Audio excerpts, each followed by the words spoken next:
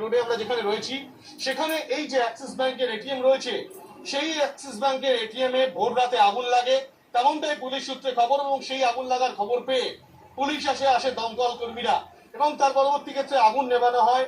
এবং আগুন নেভার পর যেটা দেখা যায় যে অ্যাক্সিস ব্যাংকের ভেতরে যে এটিএম এর মেশিন ছিল সেই মেশিন কিন্তু পিছন দিকে একেবারে গ্যাস কাটার দিয়ে কাটা হয়েছে এবং সেখান থেকে কয়েক লক্ষ টাকা লুট করা হয়েছে, তেমনটাই কিন্তু পুলিশ সূত্রে খবর।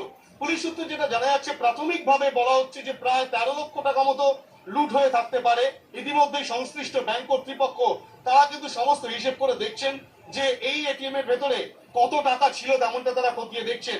এবং এই যে এটিএম, সেই এটিএম এর ভেতরে কি করে আগুন লাগলো সেটা এখনো পর্যন্ত স্পষ্ট নয়, যদিও মনে করা হচ্ছে যে দুষ্কৃতীরা এই এটিএম এ লুট করতে এসেছিল তারা যখন গ্যাস কাটার দিয়ে সেই এটিএম মেশিনের পিছনের অংশ কাটছে এবং সেখান থেকে টাকা লুট করে, সেই সময় সেই গ্যাস কাটারের আগুনের ফুলকি থেকে কিন্তু আগুন লেগে গিয়ে থাকতে পারে, তেমনটাই কিন্তু আশঙ্কা করা হচ্ছে।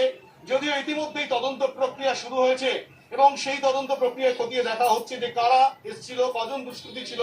এই এটিএম এর ভেতরে সিসিটিভি যেটা থাকে সেই সিসিটিভিতে কাদের কাদের ছবি দেখা গিয়েছে, সমস্ত বিষয়টা খতিয়ে দেখা হচ্ছে। পাশাপাশি তিলজলা থানার অন্তর্গত সিএনডি রোডে যেখানে যেখানে সিসিটিভি রয়েছে সেই সব সিসিটিভি ক্যামেরার ফুটেজ খতিয়ে দেখা হবে, তেমনটাই কিন্তু পুলিশ সূত্রে খবর।